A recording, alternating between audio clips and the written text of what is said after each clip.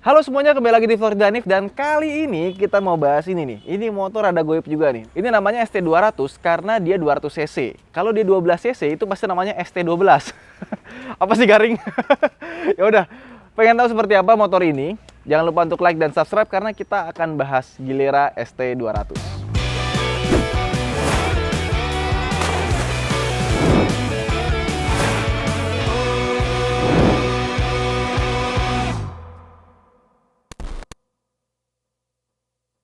Jadi ini adalah motor tahun 2008, waktu itu Gilera masih ada di Indonesia. Kalau sekarang kalian lihat di website Gilera, itu mereka tuh sekarang tinggal 2 unit aja modelnya. Yang pertama adalah Fuoco 500 atau versi galaknya, versi yang modelnya lebih garang dibandingkan dengan Piaggio MP3 sama si Runner ini. Jadi Runner ini masih diproduksi, cuma modelnya udah lebih beda, udah lebih modern, udah lebih bagus, dan mesinnya sudah pakai injeksi.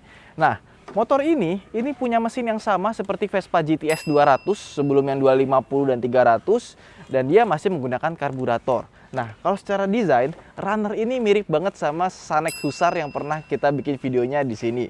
Nah, memang di tahun 97 itu Gilera Runner itu mirip banget sama Sanex Hussar. Ya bisa dibilang Sanex Hussar yang ngopi si Gilera inilah. Jadi memang Sanex Hussar itu depannya, belakangnya itu dimirip-miripin sama si ini, sama si Gilera Runner. Dan motor ini udah berapa ya? Udah 2008 kan ya, berarti udah sekitar 12 tahun. Bentuknya menurut gua masih modern dan keren. Dan yang gua nggak suka dari motor ini adalah berat banget motornya. Iya, ini dia tuh nggak ada standar samping. Jadi kalau misalkan kita mau standarin gitu ya, mau ngelepasin dari standarnya juga berat gitu. Ini mesti pakai tenaga, dan kalau udah begini, ini kalau kita lalai gini aja tuh ya, itu beratnya tuh luar biasa. Kemudian kalau kita mau standarin standar 2 itu juga tidak ringan.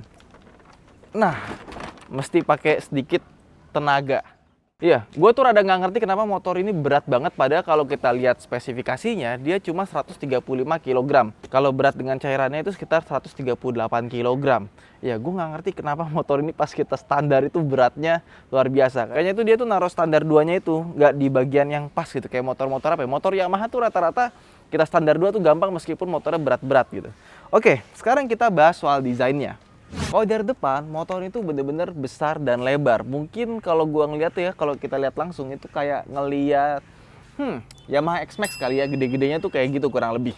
Ya, cuma karena desainnya tinggi, jadi kesannya tuh kayak mirip Aerox, tapi sebenarnya ini gede banget. Dan ban depannya dia pakai ban 14 inci, terus model velgnya yang kurus-kurus seperti ini. Di sebelah kanan sini ini ada kabel untuk speedometer, dan di sebelah kiri itu ada piringan cakram 240 mm dengan piston dual kaliper. Dan di bagian atasnya sini, ini dia punya detail yang cukup menarik ya. Pertama, di bawahnya sini ada tulisan Gruppo Piaggio. Artinya motor ini masih satu grup sama Piaggio. Terus di sini ada tulisannya 3.o.m. Maksudnya apa tuh? Mungkin merek dari si lampu depannya ini. Nah, lampu depannya dia dua-duanya masih halogen, dan kalau misalkan kita starter, itu yang nyala cuma sebelah doang. Kurang lebih seperti ini. Nah, kalau dia nyala, yang nyala tuh cuma sebelah kanan doang. Ini ada lampu kecilnya di sebelah kanan kiri. Sama kalau kita nyalain high beam. Nah, lampu sebelah kanannya mati, sebelah kirinya nyala. Oke. Kenapa pas high beam nggak nyala dua-duanya aja ya? Harus ada satu yang mati gitu.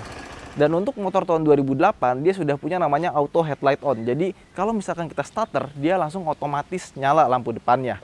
Lampu sennya ada di sebelah kanan kiri sini, terus di bagian atasnya ini biar lebih kelihatan gagah. Ini tuh kayak ada sedikit tempelan, tapi ini di bawaan dari sananya. Terus di bagian atasnya, kita dikasih visor, dan di bagian sini itu nggak ada lampu sama sekali. Nah, oke, sekarang kita lihat ke bagian samping sini. Di sini ada tulisan yang pertama Gilera, dan ini emblemnya bagus ya, finishingnya juga oke. Terus di bagian bawah sini, dia ada radiator, dan dia punya 2 buah posisi duduk. Yang pertama rest mode. Jadi kalau misalnya kita pakai yang rest mode, nanti kaki kita tuh naik ke atas ya, di sini. Terus kita agak mundur ke belakang. Nah, ini posisi duduk versi nyantai di Gilera. Kalau misalkan pengen yang biasa aja, kita taruh begini kakinya di sini. Nah, ini duduk di motor ini jujur aja enak sekali. Jadi memang motor ini untuk jarak jauh, dan kita bisa lihat bentuknya itu kelihatan motor yang besar, nyaman buat touring. Ini enak banget. Dan juga motor ini punya lari yang kenceng, terus getaran mesin yang halus, tapi memang suara mesinnya itu agak sedikit berisik, terutama pas starter. Suaranya persis banget sama Vespa GTS 250. Tuh. ada suara.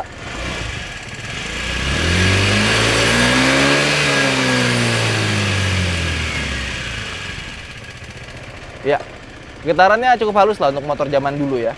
Terus yang gue suka dari motor ini itu bentuk kuncinya. Nah, ini kalau kita lihat, ini bentuk kuncinya unik. Dimana di sini tuh ada logonya Gilera.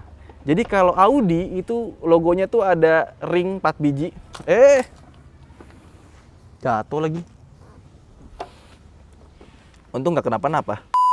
Jadi logo Gilera ini, kalau Audi kan ringnya ada 4 ya, terus nyambung. Makanya posisi kuncinya tuh, pas kita masukin kan dia agak begini ya ke atas. Nah, pas dia masukin ke lubang kunci, logo Gilera itu jadi lurus gitu. Jadi dia vertikal. Nah, ngomong-ngomong soal Audi, Audi itu kan ada 4 ring ya. Itu tuh tahun 1932, mereka tuh menggabungkan jadi Auto Union, ada 4 merek. Yang pertama Audi, terus ada DKW, ada Horch, sama Wanderer. Nah, kalau Gilera, kenapa logonya seperti ini? Karena di tengah-tengahnya ini, antara ring yang bersatu, ini tulisan Gilera gitu. Nah, bagian stangnya ini, terutama bagian speedometernya, ini rasanya tuh cukup futuristis ya. Dan dia sudah pakai namanya immobilizer. Kalau misalkan kita colokin kunci yang nggak ada kodenya, dia nggak bisa. Makanya di sini ada kode club clip dia di sini. Terus speedometernya ini untuk tahun 2008 itu keren karena di sebelah kanannya ini ada digitalnya. Cuma sayangnya untuk kecepatannya udah rusak. RPM-nya ada di sebelah kiri. Jarang-jarang motor Matic itu ada RPM-nya di sebelah kiri seperti ini. Terus sebelah kirinya lagi ada indikator buat lampu, terus bensin, lampu sein, oli, high beam. Nah, di sebelah kanan sini ini bisa kita atur-atur, ada 3 tombol ya. Pertama mode, ada clock sama buat setting. Nah, sebelah kiri ini ada untuk high beam sama ada pass beam di bagian bawah sini. Agak-agak sedikit keras sih. Namanya juga motor udah lama ya. Terus di sini ada lampu sein sama di bagian bawahnya ada untuk klakson. Di sebelah kanan karena dia sudah pakai auto headlamp on, jadi cuma ada buat starter di sebelah kanan sini.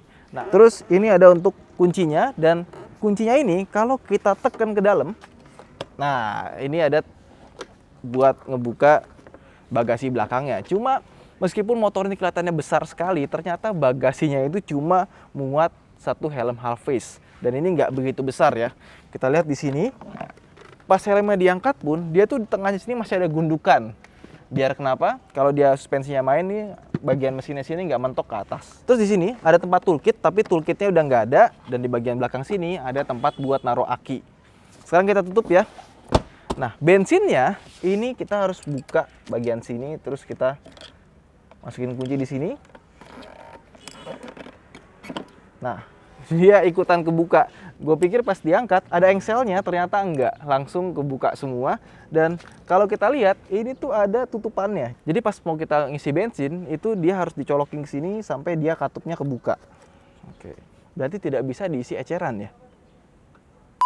Nah, ke bagian sampingnya kita bisa lihat mesinnya itu bentuknya persis banget sama Vespa GTS 200 nih ya. Lihat ya, persis banget kan. Dan untuk airboxnya dia desainnya sepertinya beda seperti Vespa GTS 200. Suspensinya sendiri dia udah dual kanan kiri, bukan separuh doang. Dan kalau kita lihat bagian belakangnya, ini salah satu yang gue suka. Entah kenapa pas ngeliat motor ini itu rasanya kayak kita lagi jalan di Eropa, terus lihat parkiran motor itu rata-rata tuh motornya bentuknya tuh kayak gini-gini gitu. Nah, ban belakangnya ini kebetulan dia lebih kecil daripada ban depannya. Kalau depannya 14, belakangnya itu 13. Jadi ngeliatnya tuh kayak apa ya? Bannya kecil, tapi pantatnya nungging.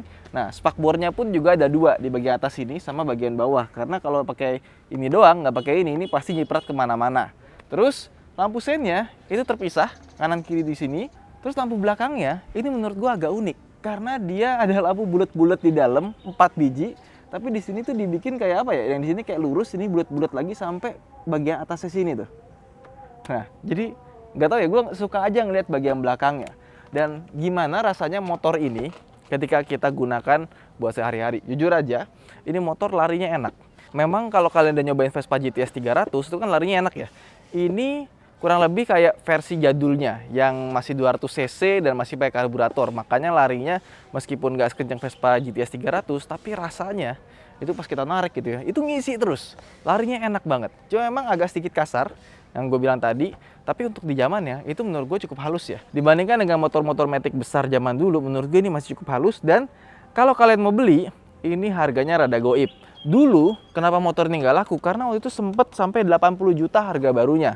Sekarang kalau kalian mau beli, itu harganya sekitar 50-an sampai 60-an, tergantung dengan kondisi.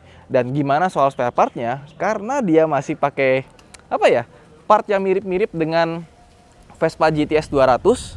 Jadi harusnya spare partnya masih cukup gampang. Dan karena ini masih made in Italy ya, nggak ada tuh gredek-gredek kayak Vespa-Vespa 150 yang zaman sekarang. Tapi kalau kita pakai buat macet-macetan, ini katanya masih suka overheat, sama seperti Vespa GTS 200. Di motor ini juga belum ada teknologi macam ABS atau ASR, ini masih standar-standar aja, dan bagian rem belakangnya sudah pakai rem cakram 200 mm. Itu aja mungkin video yang bisa kita sampaikan tentang Gilera ST200 ya. Buat teman-teman yang pernah melihara atau pernah nyobain motor ini, coba bisa komen di bawah seperti apa rasanya.